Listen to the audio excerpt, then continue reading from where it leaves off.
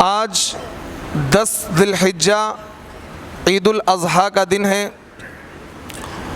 اور آج سے تقریباً 1400 سال پہلے جناب نبی کریم صلی اللہ علیہ وسلم نے 9 ذی الحجہ کو عرفات کے میدان میں اپنا آخری حج کرتے ہوئے حجۃ الوداع کے موقع پر ایک جامع اور ایک بلیغ خطبہ ارشاد فرمایا تھا۔ وہ آخری خطبہ پورے اسلام کا اور قرآن کا نچوڑ تھا۔ وہ آخری خطبہ پوری انسانیت کے لیے ایک زبردست پیغام تھا۔ جناب نبی کریم صلی اللہ علیہ وسلم پر جب قرآن پاک کی یہ آیت نازل ہوئی، اذا جاء نصر اللہ والفتح ورأيت الناس يدخلون في دين الله افواجا فسبح بحمد ربك واستغفره انه كان توابا۔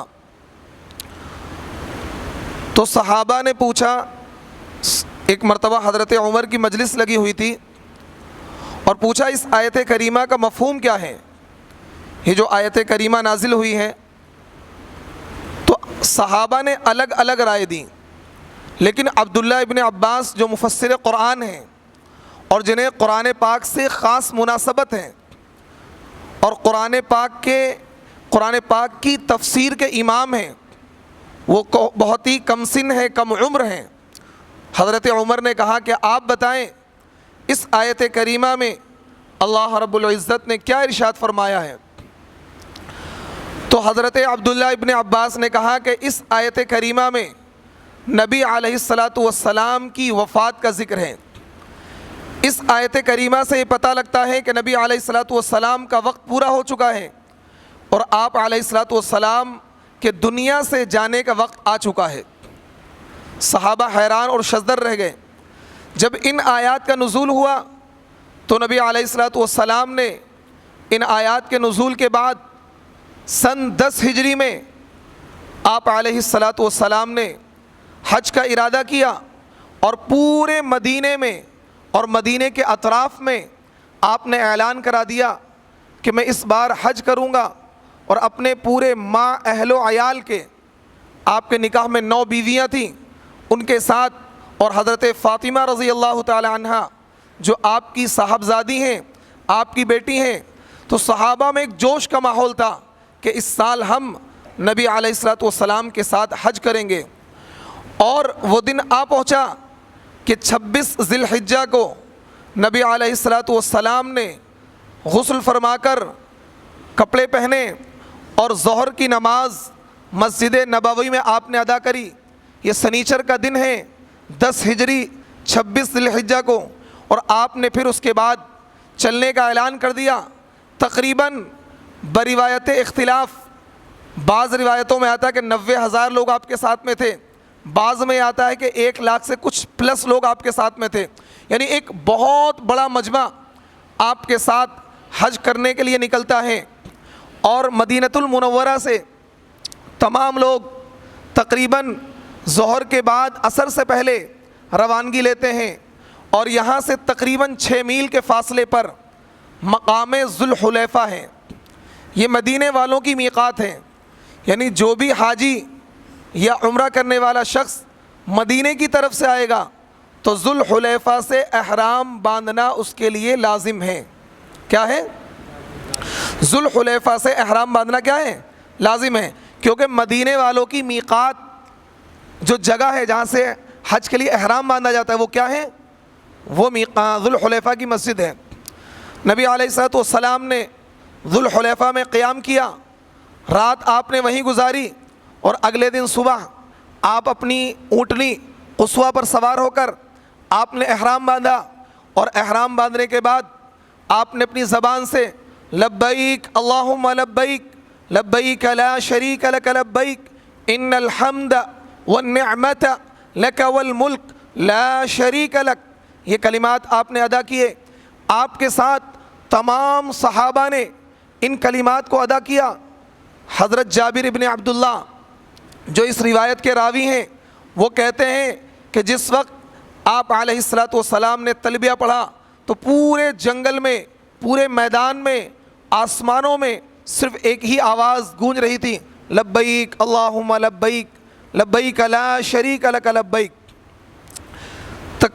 تلبیہ کہنے کے بعد اور احرام باندھنے کے بعد نبی علیہ الصلوۃ والسلام اور آپ کے ساتھ صحابہ کا یہ قافلہ رواں دواں ہوتا ہے، اور 9 دن کے طویل سفر کے بعد، کتنے 9 دن کے طویل سفر کے بعد 4 ذی الحجہ کو مکۃ المکرمہ کی وادی نظر آتی ہے اور مکۃ المکرمہ کی آبادیاں نظر آنے لگتی ہیں، حتیٰ کہ آپ خانہ کعبہ میں داخل ہوتے ہیں اور خانہ کعبہ کا آپ نے طواف کیا، اس کے بعد آپ نے صفا مروہ کی سعی کی، اور پھر آپ نے مقام ابراہیم پر طواف سے فارغ ہونے کے بعد 2 رکعت نماز ادا کی، اور آپ کی زبان پر یہ آیت جاری تھی وَاتَّخِذُوا مِن مَّقَامِ إِبْرَاهِيمَ مُصَلًّى، کہ تم مقام ابراہیم کو نماز پڑھنے کی جگہ بنا لو۔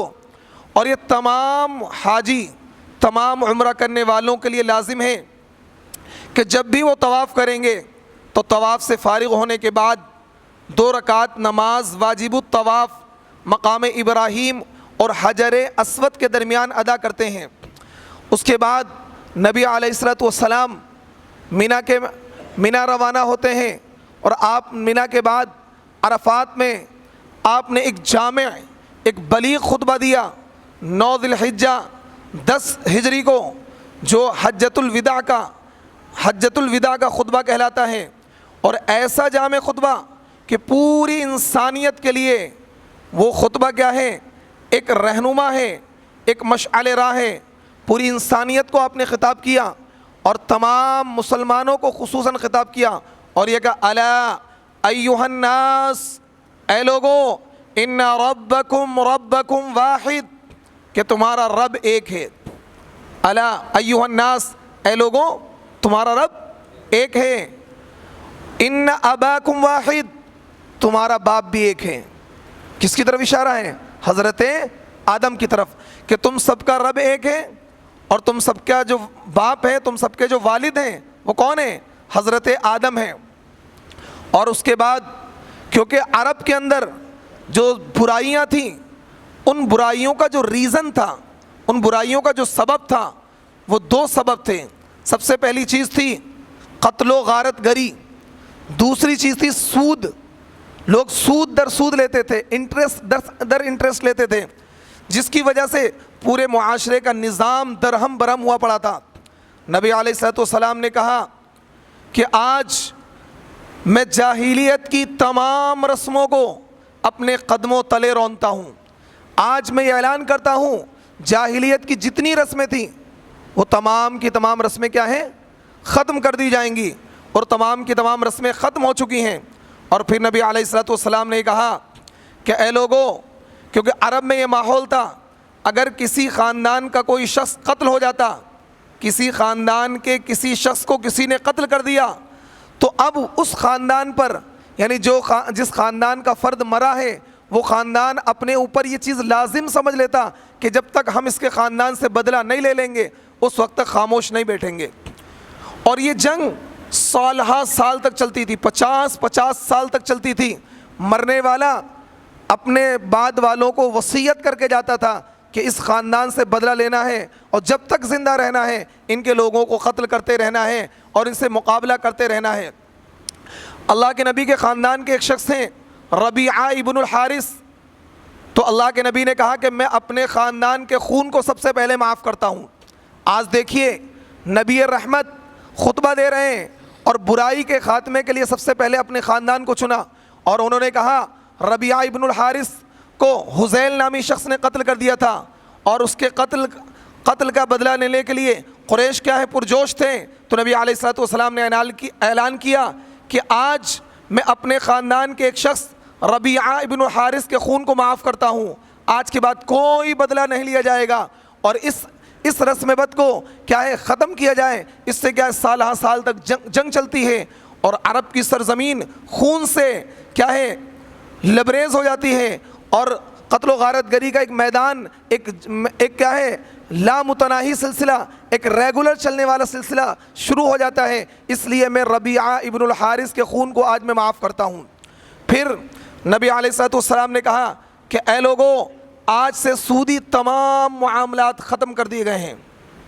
آج سے سودی تمام معاملات ختم کر دیے گئے ہیں، اور سب سے پہلے میں اپنے خاندان کے شخص، اپنے چچا عباس ابن عبد المطلب کے تمام سودی معاملات کو ختم کرتا ہوں، باطل قرار دیتا ہوں۔ حضرت عباس آپ کے چچا ہیں، اور حضرت عباس کا زمانے جاہلیت میں ایک بہت بڑا کاروبار تھا، سودی کاروبار۔ گھر گھر میں بچہ بچہ اور بہت بڑی تعداد میں مکے کے لوگ حضرت عباس کے مقروض تھے، اور سود در سود کا نظام چلا کرتا تھا۔ تو اللہ کے نبی نے کہا کہ اے لوگوں، آج تک جو معاملے سودی کیے گئے، آج کے بعد تمام معاملے سودی ختم ہیں۔ جس پر لین دین ہے وہ تمام کا تمام ختم ہے۔ صرف رأس المال، جو اصل کیپٹل ہے، جو آپ کا اصل مال ہے، وہ آپ کو ملے گا۔ اس کے علاوہ سود کوئی کسی کو نہیں دے گا۔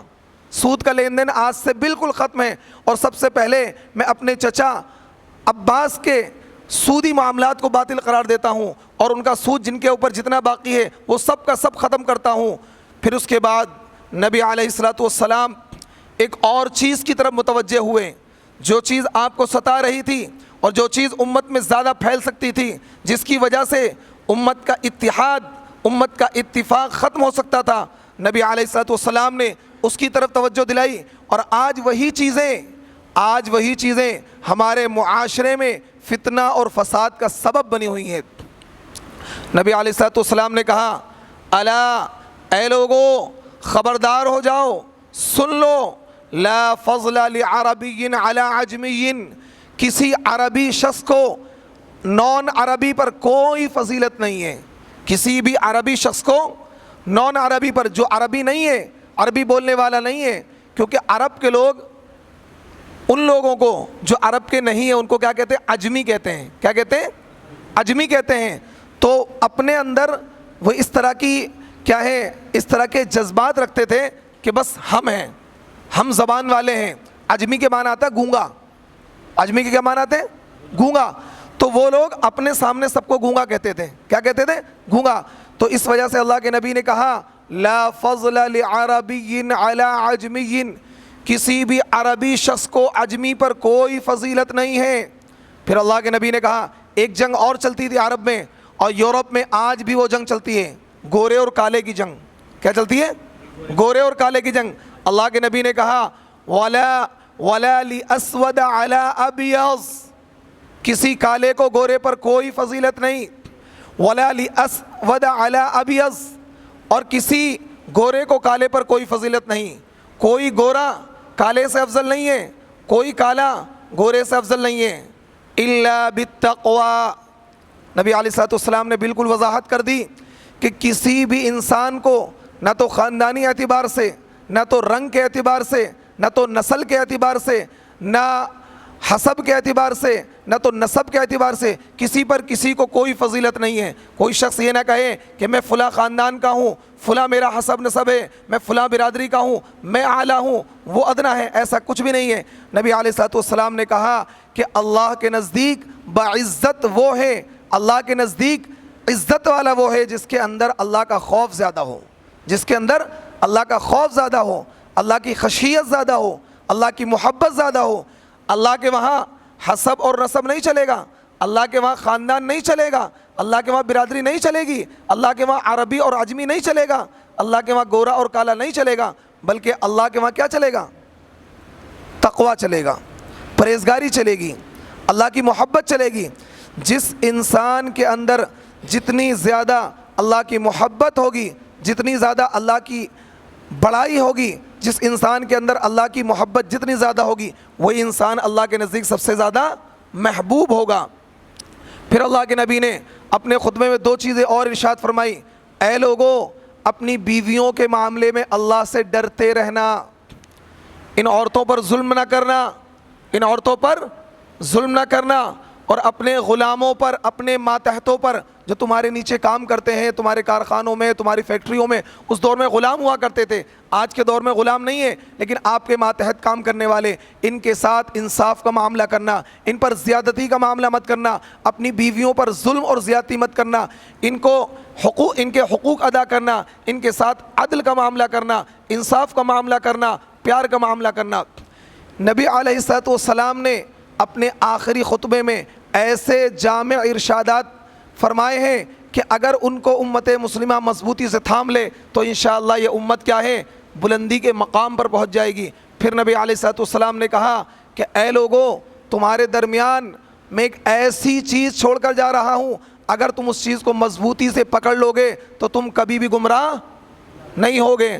اور وہ کیا چیز ہے؟ اللہ کے نبی نے کہا وہ کتاب اللہ، اللہ کی کتاب، یہ قرآن ہے، یہ قرآن میں تمہارے درمیان چھوڑ کر جا رہا ہوں، اگر تم اس کو مضبوطی سے پکڑ لو گے تو تم کبھی بھی گمراہ نہیں ہوگے۔ اور آج امت نے کیا ہے؟